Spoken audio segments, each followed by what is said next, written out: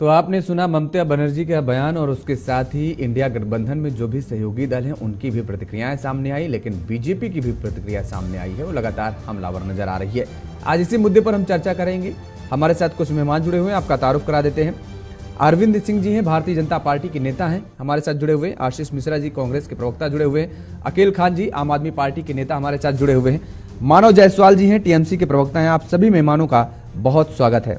मानव जायसवाल जी, चर्चा की शुरुआत आपसे ही करते हैं। आवाज आ रही है मानव जायसवाल जी? आप अपने जी मानव जी, सीट बंटवारे पर बवाल, क्या टीएमसी को चाहिए पूरा बंगाल?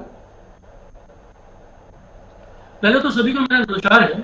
हाँ, दीदी ने कहा है कि हम अकेले लड़ेंगे, लेकिन ये कहने के बाद आपको पता चलना चाहिए कि हम बीजेपी से लड़ रहे, हम कांग्रेस से नहीं लड़ रहे। लेकिन कांग्रेस जिस तरीके से इतनी बड़ी पार्टी है, बंगाल को छोड़ देश में लगभग 300 ऐसी सीटें हैं जहां कांग्रेस डायरेक्ट बीजेपी से लड़ने वाली है। बंगाल में कितने जगह उनकी सीटें हैं, 2019 इलेक्शन, 2021 इलेक्शन, उसके पहले का इलेक्शन, सब में हमने देख लिया है। यहाँ पे जो लोकल नेता इनके अधीर रंजन चौधरी, वो जरूरत से ज्यादा अपना कद दिखाना चाहते हैं। उनको अपना वजूद, अपने अस्तित्व को बचाने के लिए वो अनर्गल बयानबाजी करते हैं।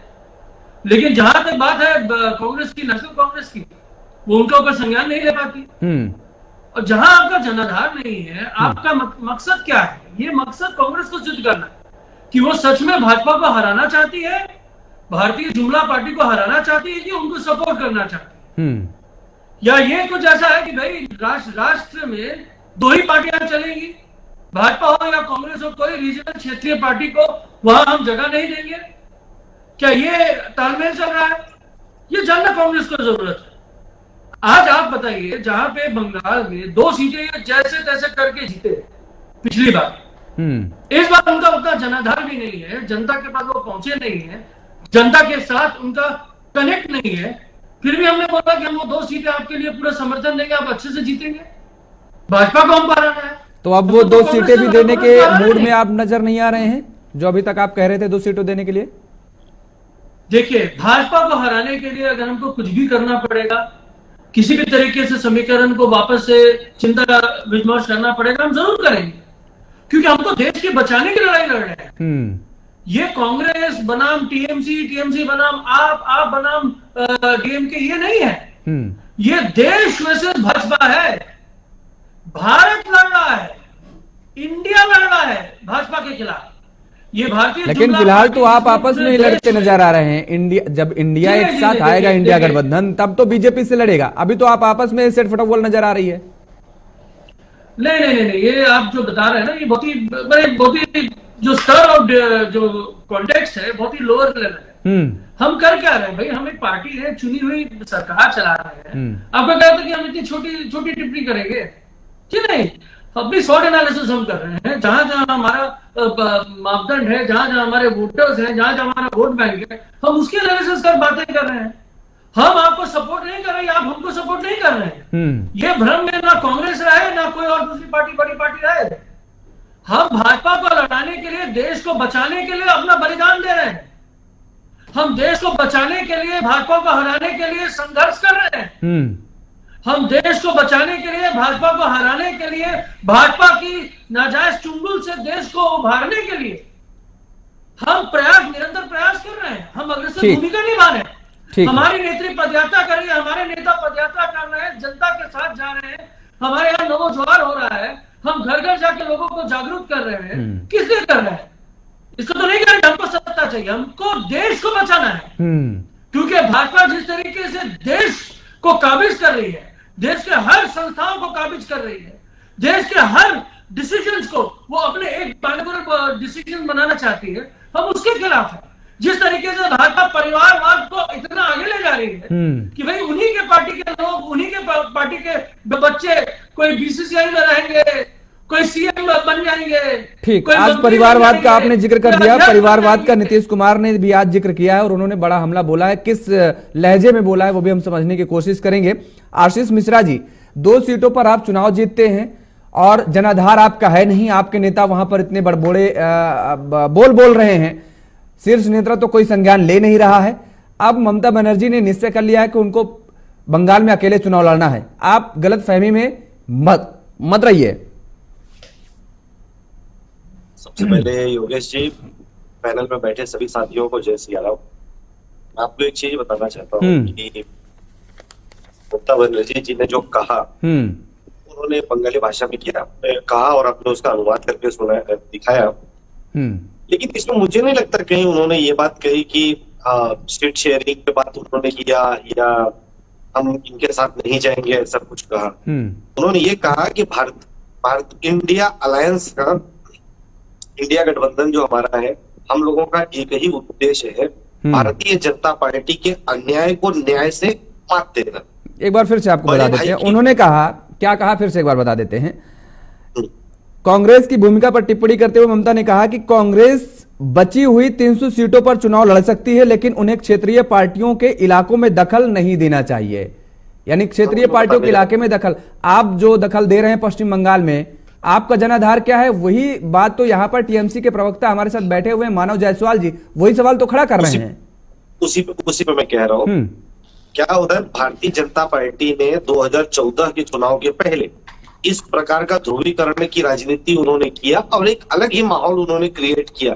भ्रष्टाचार के आरोप लगाए हमारे ऊपर। हमारी सरकार ने कहा कि भाई ठीक है, अगर भ्रष्टाचार किसी ने किया उसके ऊपर कार्रवाई होनी चाहिए।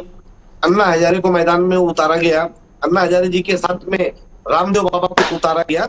एक हर तरीके से लोगों ने अपना षड्यंत्र रचा, विदेशों में रखा काला धन का मुद्दा उठाया गया, 2 करोड़ नौकरियां देने का वादा किया गया, गंगा साफ करने का वादा किया गया। आशीष जी सवाल मेरा ये नहीं था, सवाल मेरा ये आपकी ये सवाल जायज है। मैं हमेशा कहता हूं ये सवाल जायज है आपके, आप इनको लेकर के सड़क पर उतरिए, जनता के बीच में जाइए, शायद जनता आपके साथ जाए। लेकिन आप पिछले कई सालों से करते आ रहे हैं। सवाल यहां पर यह कि जब आप एक साथ आएंगे तब तो ये होगा। ममता बनर्जी साहब कह रही है अगर यहां पर बंगाल में कांग्रेस हस्तक्षेप करेगी तो हम देखेंगे। इसका मतलब क्या हुआ? हम देखेंगे नहीं, उन्होंने ऐसा नहीं कहा। उनका कहने का लहजा ऐसा था कि बंगाल में हम सेक्युलर पार्टी हैं और यहाँ पे हम अकेले लड़ना चाहते हैं। अकेले लड़ने का अर्थ क्या हुआ, एक बड़े भाई की भूमिका को समझते हुए मैं उस पर मेरा विवेक है, मैं उसके बता रहा हूँ। उसका अर्थ होता है कि बंगाल में जब चुनाव होगा तो वहां का मुख्य जो चेहरा होगा और वहां का नेतृत्व, लीडरशिप जो बड़ी होगी, कहां डिस्क्राइब कर रहे हैं होगी। मानव जी बैठे हुए हैं, वो साफ साफ कर रहे हैं 2 सीटों पर हम आपको दे रहे हैं, 2 सीटें पर आप लड़ना चाहिए तो बताइए, और नहीं अगर नहीं कर रहे हैं तो वो 2 सीटें भी नहीं देंगे।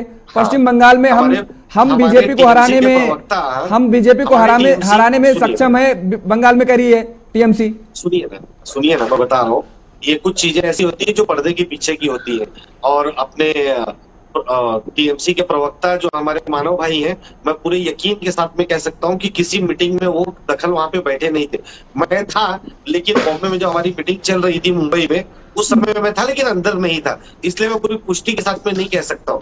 हाँ, ये चीज है, क्षेत्रीय दलों के द्वारा इंडिया अलायंस के मेन किरदार में जो बड़े भाई की भूमिका में है कांग्रेस पार्टी, वहां से जरूर कहा जा रहा है कि जल्दी से जल्दी आप लोग सीटों का बंटवारा कीजिए और ये समीकरण लेके आइए। और इस पे भी चर्चा चल रही है। और अभी न्याय यात्रा जब बंगाल में पहुंचेगी वहां पे भी न्याय होगा, अब तो देखने को ये मिलेगा। न्याय होगा।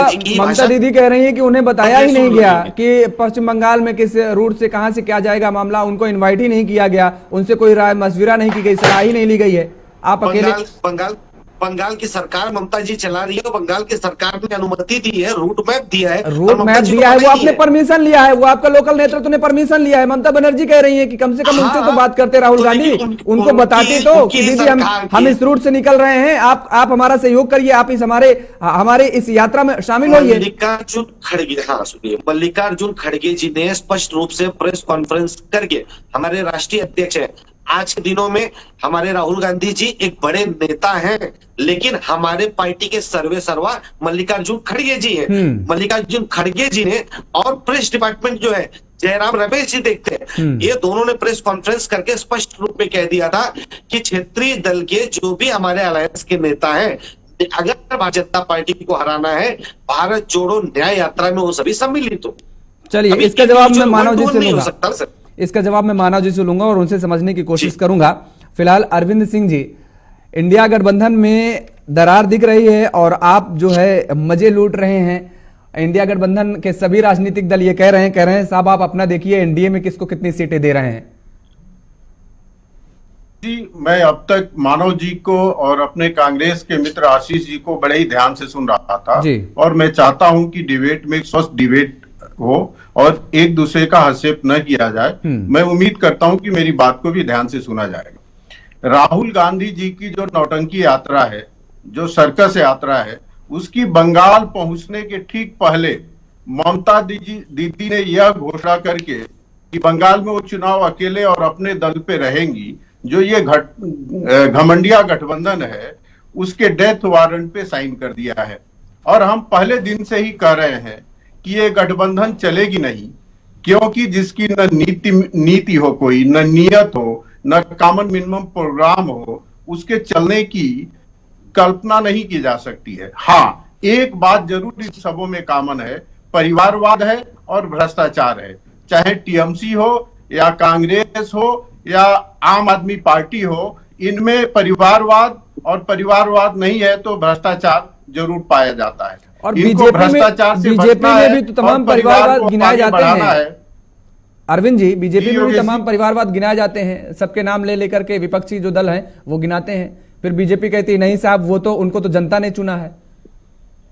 देखिए योगेश जी, भारतीय जनता पार्टी में अटल बिहारी वाजपेयी जी से लेके और आज तक देखिए किसी भी राष्ट्रीय अध्यक्ष का बेटा राष्ट्रीय अध्यक्ष नहीं होता है और प्रधानमंत्री का सुपुत्र प्रधानमंत्री पद का उम्मीदवार नहीं होता है।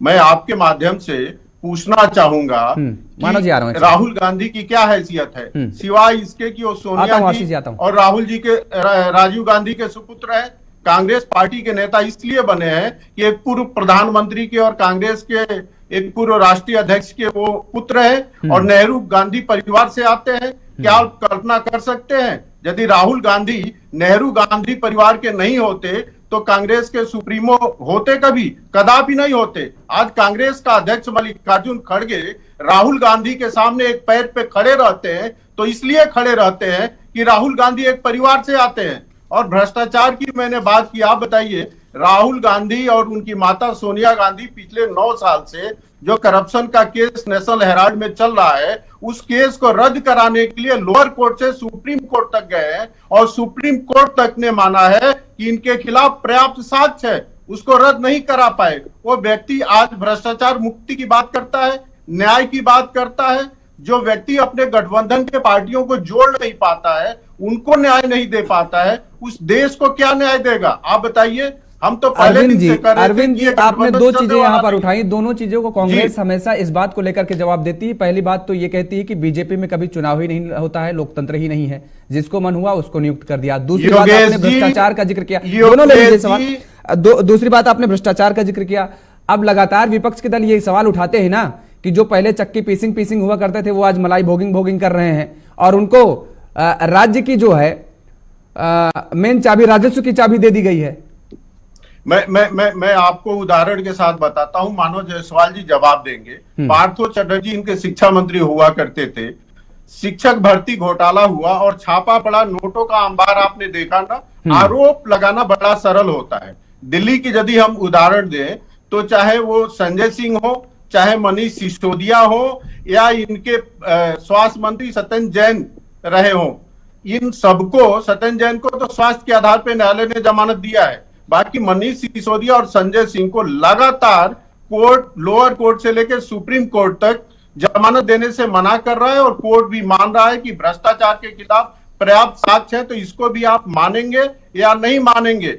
आप बताइए, इतने बड़े नेताओं पर चाहे सीबीआई हो या ईडी हो, मनमाना कार्रवाई तो नहीं कर सकती है। और यदि करने की कोशिश करेगी तो ऊपर कोर्ट बैठा हुआ है, कोर्ट हस्तक्षेप कर देगा। जिन लोगों को जमानत तक नहीं मिल पा रही है वो केवल गाल बजा रहे हैं। यदि गलत जाहिर तौर पर सवाल तो उठ ही रहे हैं। और आम आदमी पार्टी का आपने जिक्र किया, आम आदमी पार्टी के सहयोगी भाई हमारे साथ जुड़ेंगे तो फिर मैं उनसे सवाल करूंगा। फिलहाल यहाँ पर एक छोटे से, आशीष जी आ रहा हूँ अभी, फिलहाल एक छोटे से ब्रेक के बाद एक बार फिर आप सभी का स्वागत है। चर्चा को आगे बढ़ाएंगे, हमारे साथ सभी मेहमान लगातार बने हुए हैं। आशीष जी आपके पास आएंगे, लेकिन उससे पहले एक कमेंट ले लेते हैं मानव जी का। मानव जी, पहले तो परिवारवाद का आरोप भारतीय जनता पार्टी की तरफ से लगाया जा रहा है। दूसरी बात, आशीष जी कह रहे हैं कि हमारे नेताओं ने प्रेस कॉन्फ्रेंस कर दी, राष्ट्रीय अध्यक्ष ने प्रेस कॉन्फ्रेंस कर दी और इसके साथ ही मीडिया प्रमुख ने भी प्रेस कॉन्फ्रेंस कर दी। अब आप क्या चाहते हैं कि आपके लिए एक कार्ड छपवाया जाए और उसके बाद इनविटेशन देने के लिए घर जाया जाए, तब आप मानेंगे? अच्छा, प्रेस कॉन्फ्रेंस जो कर दिए उन्होंने, तो प्रेस कॉन्फ्रेंस अच्छी बात, आपने प्रेस कॉन्फ्रेंस करके पूरे दुनिया को बता दिया।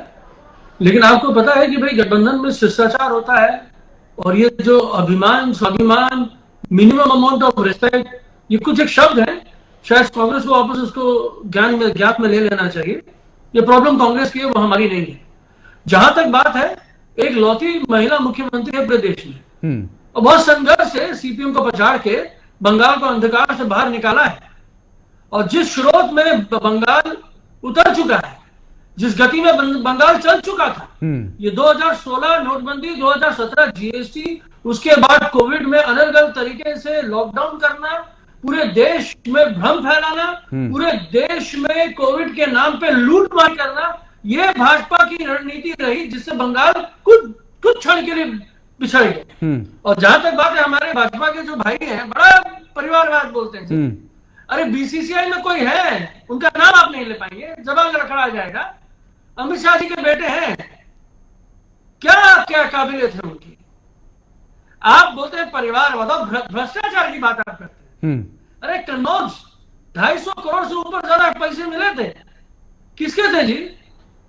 मैं आपसे पूछना चाहता हूँ। भ्रष्टाचार, उस पैड को सपोर्ट करना, क्या प्रदेश को बाहर निकालना होता है अंधकार से? सुनिए, क्षमता रखी सुनने की, बहुत अच्छा से ज्ञान दिए थे आप कि भैया सब लोग मेरी बातें सुने, मैं चाहता हूं कि बातें सुने। शब्दावली नहीं है आपके पास। नहीं, मानव जी शब्दावली आपके पास है, लेकिन मैंने जो प्रश्न खड़ा किया, जरा उसका जवाब दीजिए आप। केंद्रीय एजेंसियां आपके वहां जाती है जांच करने के लिए, प्रदेश सरकार का दायित्व होता है कि उनकी रक्षा करे, उनका संरक्षण करे। सरेआम उन पे कातिलनामा हमला होता है, उनको मारा जाता है, पीटा जाता है, सर फोड़ा जाता है, और आपकी सरकार को शर्म नहीं आती है। उल्टा उसको जस्टिफाई करते हैं आप लोग अपने बयानों के द्वारा। क्या ये प्रदेश को अंधकार से बाहर निकालना होता है? आपको समय मिलेगा, सुनिए, सब्र करिए भाई साहब, सब्र करिए। अब सब्र करना नहीं जानते, ये प्रॉब्लम भाजपाइयों की है। नहीं, मैं सुनना चाहता हूँ, मैं चाहता हूँ मुद्दे पे आप जवाब दें। तो पहले सुनने की क्षमता रखिए जी। आप बोले जा रहे, बोलते कैसे सुनेंगे? बोलिए मानव जी, बोलिए अपनी बात रखिए। मानव जी अपनी बात रखिए, मैं तो सुनना चाहता हूँ। मैं बोल रहा हूँ कि हाँ बोलिए। जहां तक भ्रष्टाचार की बात है, भाजपा तो भ्रष्टाचार का ज्ञान ना दे। भ्रष्टाचारी जुमला पार्टी है ये। जितने भ्रष्टाचारी दूसरे पार्टियों में थे, ये देखिए, मुंह जबानी भुगतान जितना भी करिए, चाहे आपके वहां अभिषेक बनर्जी हो या पार्थो चटर्जी है, ये सबके खिलाफ केस दर्ज है, और आप उसको न्यायालय से रद्द नहीं करा पाए हैं। और न्यायालय मानता है कि भ्रष्टाचार के आरोपी है, और प्रथम दिशा आरोप बनता है, चाहे कोल घोटाला हो या शिक्षा घोटाला हो या नारदा हो या शारदा हो। किसने नहीं देखा पार्थो चटर्जी के फ्रेंड के घर से नोटों का अंबार निकलते हुए? उसके बाद ममता बनर्जी जी को मजबूरी में उनको बर्खास्त करना पड़ा। इसके बाद भी आपको लगता है कि आपकी सरकार स्वच्छ है, ईमानदार है, तो फिर भगवान मालिक है इसके, और जनता इसका जवाब देगी 2024 के चुनाव में। हम राम भरोसे नहीं चलेंगे। सुन लीजिए, हमने कर्म का निर्वाह किया है, कार्य किया है, देश को जोड़ने के लिए हम लगे हुए हैं। और सुन लीजिए, आप जिसके बारे में नहीं, आप राम भरोसे नहीं चलेंगे, आप तो अल्लाह भरोसे चलेंगे। सबने देखा 2 दिन पहले ममता बनर्जी जी जो सेकुलरिज्म की दुहाई देती हैं, इस तरह से अल्लाह के नाम पे सौगंध खिला रही थी जनता को, और हिंदुओं को ममता जी सरेआम काफिर बता रही थी। इसको भी भारत की जनता ने देखा है। मानव जी, हमें पता है आप राम के भरोसे नहीं चलेंगे। राम से आपको एलर्जी है, राम से आपको एलर्जी है, इसलिए इस डिबेट में भी आपने कहा कि राम के भरोसे नहीं चलेंगे, लेकिन अल्लाह की दुहाई जरूर देंगे, अल्लाह की सौगंध जरूर खिलाएंगे, हिंदू मुसलमान जरूर करेंगे आप। अरविंद जी सुन लीजिए, अरविंद जी आ रहे हैं आपके पास, सुन लीजिए जरा मानव जी क्या कह रहे हैं, जवाब दे रहे हैं मानव जी। कितने बोलिए जवाब दीजिए मानव जी। बोलते कुछ है, करते कुछ है, पीठ पे छुरी मारने वाली पार्टी है। जितने भी लिप्त जितने भी भ्रष्टाचारी थे आज भाजपा में सम्मिलित हो गए। तो भाजपा तो वो रावण सेना है जो सारे भ्रष्टाचारियों को लेकर बैठी हुई है, और मोदी जी के 10 सर हैं, अजीत पवार, शुभेंदु अधिकारी, हेमंत बिश्व शर्मा, नारायण राणे, ज्योतिरादित्य सिंधिया, लगातार लाइन पर लाइन लिए जाएंगे, लाइन पर लाइन लिए जाएंगे। आपके पास साक्ष्य है तो मानव जी, लेकिन सवाल यहाँ पर ये उठता है ना, मानव जी सवाल यहाँ पर ये उठता है ना कि ये मुद्दे आप उठाते हैं। अभी 500 लोकसभा के चुनाव थे, वहां पर भी कांग्रेस ने जम करके इन मुद्दों को उठाने की कोशिश की, उठाया भी और जनता के बीच में अपनी बात पहुंचाने की कोशिश की, लेकिन जनता ने सारी बातों को नकार दिया और भारतीय जनता पार्टी को 3 राज्यों में सत्ता सौंप दी। देखिए, राज्य में सत्ता आ गई, कांग्रेस की क्या कमियां थी, इंडिया अलायंस तो लड़ नहीं रहा था, बहुत सारी चीजें होंगी। कांग्रेस के जो नेतागण है वो अहंकार में रह गए। भाई अखिलेश कौन है, ये जो अहंकार है कि भाई हमने कॉन्फ्रेंस कर दी, भाई तो आपको पता चल गया, आप आ जाइए, ठीक है। अरे भाई मुख्यमंत्री है, प्रोटोकॉल होता है। आशीष जी, अब इसका जवाब मानव जी, इसका जवाब आशीष जी से ले लेते हैं। आशीष जी बड़ी देर से अपनी बात रखना चाह रहे हैं। बोलना चाहता हूँ योगेश जी, हाँ, अरविंद भाई को बोलिए कि ये जो शुरुआत में जब बोलते हैं ना कि मैंने सबको सुना, सब लोग मुझे समय से सुने, अपने टाइम पे बातें करें। अरे मानव जी, आपको सुनी तो है, जवाब ही नहीं दे रहे हैं। ओपनिंग कमेंट के लिए कह रहे थे, ओपनिंग कमेंट में भी चाहता हूँ कि ओपनिंग कमेंट सबको एक एक लोग सुन लें। शिष्टाचार नहीं पता, ठीक है।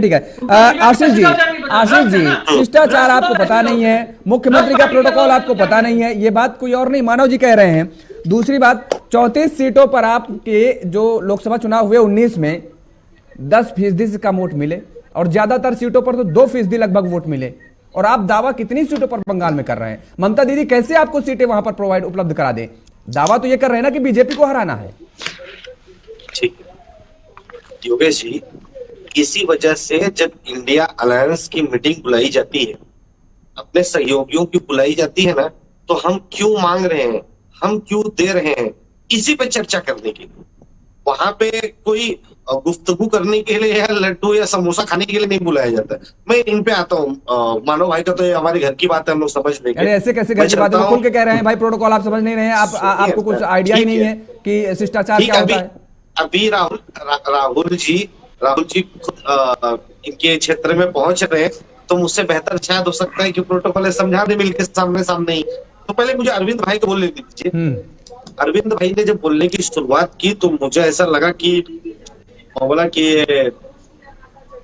नेशनल दलाल अलायंस के लोग इतना अच्छा कैसा बात कर सकते हैं, बहुत सज्जन व्यक्ति हमें मिल गए। ठीक है, मैं इनसे पूछना चाहता हूँ अरविंद भाई से, पंकज सिंह कौन है, दुष्यंत सिंह कौन है, पंकजा मुंडे कौन है, राजवीर सिंह कौन है, स्वराज कौशल कौन है, अभिषेक सिंह कौन है, जवाब दे धर्मेंद्र प्रधान कौन है, वसुंधरा राजे कौन है, अनुराग ठाकुर कौन है, पूनम महाजन कौन है, बीवाई राघवेंद्र कौन है? परिवारवाद की बात कर रहे थे ना। मुझे एक बात बताइए, अब जब मोदी जी अपनी औरत को छोड़ के भाग गए हैं, पत्नी को उन्होंने आशीष जी ये इजाजत नहीं देंगे, ये गलत बात है। किसी पर पर्सनल टिप्पणी करने की इजाजत मैं नहीं दूंगा, और ये अच्छा भी नहीं है, ठीक भी नहीं है। ये स्वास्थ्य चर्चा के लिए ठीक नहीं है। पर्सनल टिप्पणी नहीं की अरविंद जी ने, पर्सनल टिप्पणी टिप्पणी की बात नहीं होती है। अगर कोई किसी की शादी नहीं होगी, कर सकते हैं, अगर किसी की शादी नहीं होगी तो बाप कैसे पार्टी पे कर सकते हैं, पत्नी के साथ नहीं रहेगा, वो बाप कैसे बनेगा? ये बहस करने का क्या तरीका है आपका? क्या इस तरह से आप डिबेट करना चाहेंगे? कांग्रेस के पास जब जवाब नहीं होता है तो उनके पिताजी प्रधानमंत्री थे। अरे आपके घर के पिताजी प्रधानमंत्री क्यों नहीं हुए? मेरे घर के पिताजी प्रधानमंत्री क्यों नहीं हुए? ऐसा बोलिए ना, महोदय की योग्यता के अनुसार लोग अपनी जगह पे पहुंचते। ये मेरा कहने का अर्थ ये है, परिवारवाद के अलावा कोई योग्यता नहीं है। कौन कौन सी बात घुमाने लग गए? अच्छा मुझे परिवारवाद के अलावा कोई योग्यता नहीं है। बोल रहा हूँ ना, बता रहा हूँ कोई योग्यता नहीं है। नेहरू से लेकर और राहुल गांधी तक पूरा परिवार सत्ता में इसलिए आया है कि राहुल जी ने कभी ये बात नहीं कही है। सुनिए ना, कल्पना कर सकते हैं कांग्रेस में, चलिए विश्व शर्मा कोई दूसरा आदमी विश्व शर्मा ने पूरी ताकत झोंक दी, कांग्रेस को कोई दूसरा। चलिए पूरी ताकत आप भी झोंक रहे हैं, पूरी ताकत आप ये भी आरोप लगा रहे हैं बीजेपी की तरफ से झोंकी जा रही है, हेमंत बिश्व शर्मा की तरफ से खासतौर पर यह आप निशाना साध रहे हैं कि यात्रा को में विघ्न डालने की कोशिश की जा रही है। लेकिन सभी अपनी अपनी पूरी रणनीति लगाते हुए, बनाते हुए नजर आ रहे हैं। किसकी रणनीति कामयाब होगी ये आने वाला वक्त बताएगा। फिलहाल समय का अभाव, इसलिए चर्चा को हमें यहीं पे विराम देना पड़ा है। आप सभी मेहमानों का हमारे साथ जुड़ने के लिए, समय देने के लिए बहुत बहुत शुक्रिया, बहुत धन्यवाद। तो लगातार जिस तरीके से 24 की लड़ाई को लेकर के सत्ता पक्ष और विपक्ष, या हम ये कहें कि एनडीए और इंडिया दोनों तरफ से पूरी ताकत झोंकी जा रही है, लेकिन इंडिया में जो दरार है वो अब खुलकर सामने आने लगी है, जो नाराजगी वो भी खुलकर सामने आने लगी है। इंडिया गठबंधन कैसे एकजुट होकर के एनडीए का मुकाबला करेगा, ये आने वाला वक्त बताएगा। मेरे साथ फिलहाल इतना ही। खबरों के